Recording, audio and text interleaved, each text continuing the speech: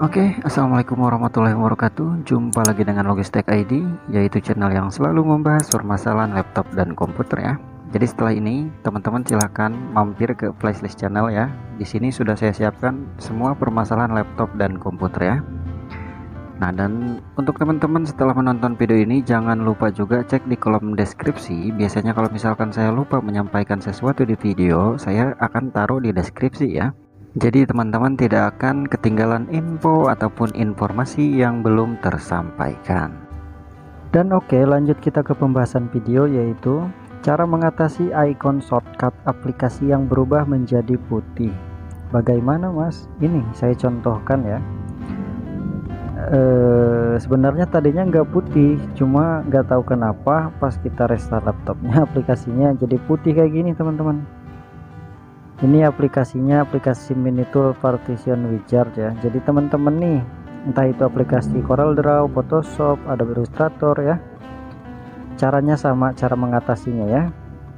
Entah itu aplikasi Microsoft Office gitu, shortcutnya jadi putih ya, nanti kita atasi. Caranya mudah teman-teman, jadi teman-teman silahkan simak videonya ya. Nah, untuk caranya sendiri silahkan pertama teman-teman buka Explorer, selanjutnya klik file,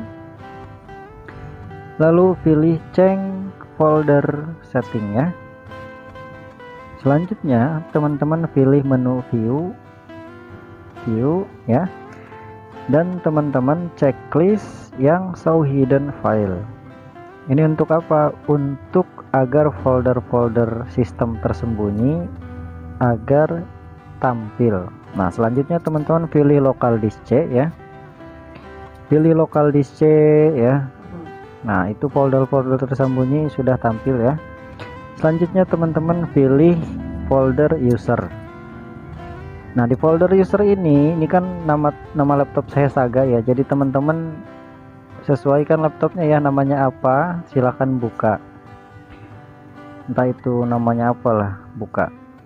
Nah, selanjutnya teman-teman pilih app data, selanjutnya pilih lokal. Nah, yang harus teman-teman lakukan di sini yaitu menghapus tulisan icon. Nah, tulisan icon cache.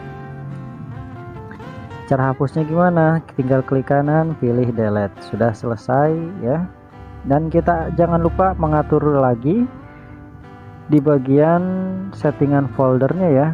Settingan menyembunyikan folder yang tersembunyi ya. Setting lagi ke seperti semula.